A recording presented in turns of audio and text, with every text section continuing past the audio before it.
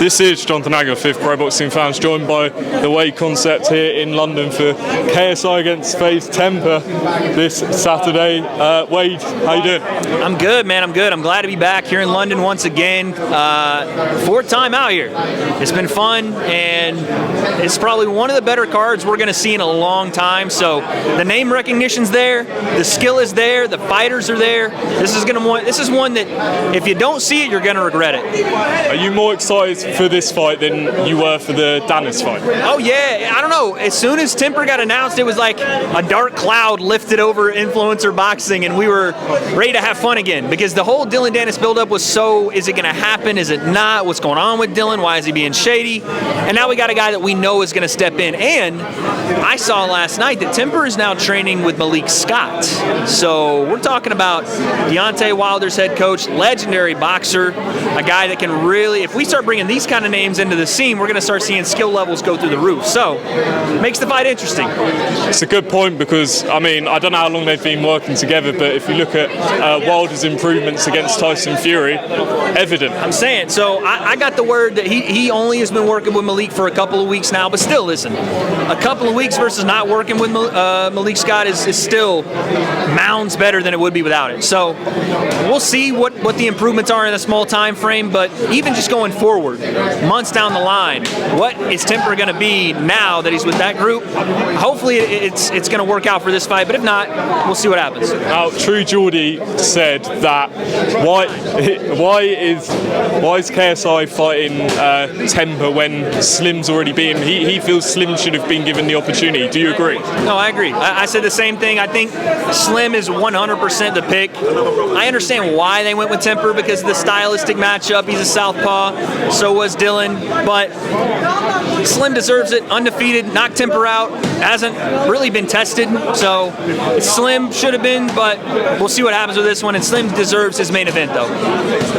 Let me ask you this. We saw KSI and Jake Paul going at it on Twitter Space, I think, the other day. What's going on here? Jake's saying he's stuck in. KSI says the fight's going to happen at the end of the year. Was it just to hype it? What do you take from that? Honestly, man, I think that they want it to happen at the end of the year. With two big names like KSI and Jake, you're talking about contract negotiations that are going to take a long time, because who's going to be the A side? Where's the fight going to happen? What weight? Ring size, gloves, like it's going to be back and forth. Honestly, I do think if it was tomorrow and they called Jake and said, hey, come fight us, Jake would do it. Like, I think he knows right now he's ready for that fight. I don't think KSI is right now. I don't think he's ready for that fight. And that's not bad. That's not saying KSI can't win the fight. But he needs time.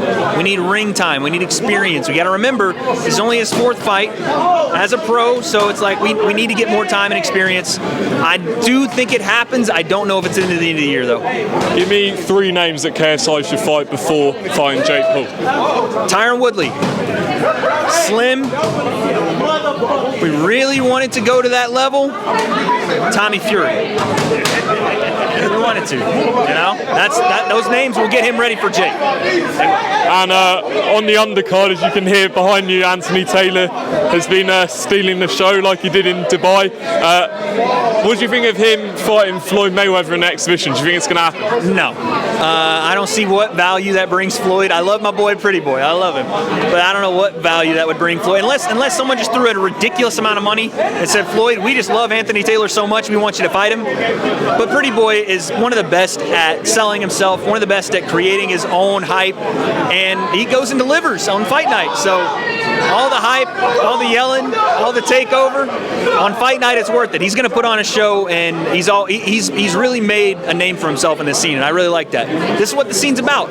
You know, pro guys even that come into our scene that haven't had the name, that find it through the influencers, there's no one doing it better than Pretty Boy. And last one on this, Salt Papi, you said, is one of the most avoided guys in this scene. Josh Bruckner steps up. Is Salt Papi going to get on KSI's hit list? It's going to be interesting to see what happens there, man. The winner of this fight should be in a main event slot in some way.